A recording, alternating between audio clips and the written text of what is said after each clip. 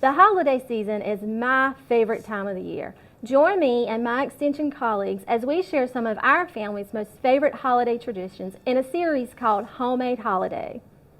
Hi, welcome back to Homemade Holiday. Today we have Barbara Monk, our administrative assistant from Nash County here, and she's going to show you how to make a homemade potpourri that you can cook on the stovetop. Barbara? We're going to start out with 4 ingredients. There's only 4 ingredients to this recipe. It's 2 apples cut up, 2 oranges cut up, about a tablespoon of cloves, and 2 cinnamon sticks. Now you can alter that. You can add more of one thing, less of the other if you'd like. The other thing is optional ingredients might be some rosemary or some cranberries, maybe a cup of cranberries and a couple sprigs of rosemary. We're not going to use that today, but you are more than welcome to give that a try. You're going to fill a medium pot about 3/4 of the way with water, and then you're just going to put everything in that pot.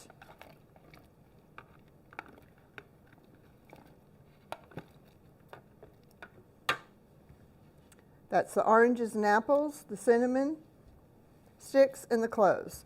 Then you're going to take it over to your cooktop,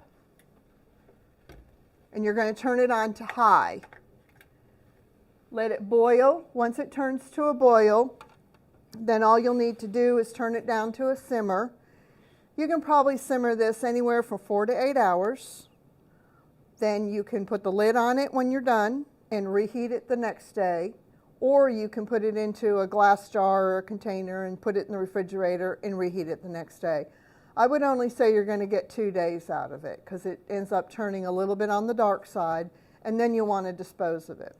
The other thing that you can do with it is when you're going to a holiday event at somebody's home and you want to take a little gift with you, this is kind of the gift that keeps on giving.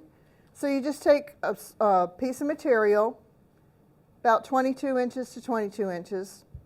Add your apples, your oranges, and I put the cloves and the cinnamon right in a little Ziploc bag. Just pull the corners up.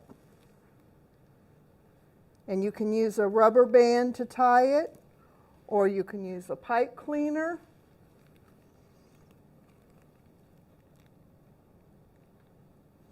And I like to add a little recipe card in case they would like to do it again. It adds just a little extra touch.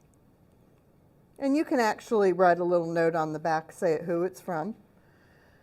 And use any kind of ribbon or bow or anything you want that you would like. And you are all set. You have a gift to take with you. Thank you, Barbara. I can't wait to make one of these for my family and friends. Join us again on our next episode of Homemade Holiday.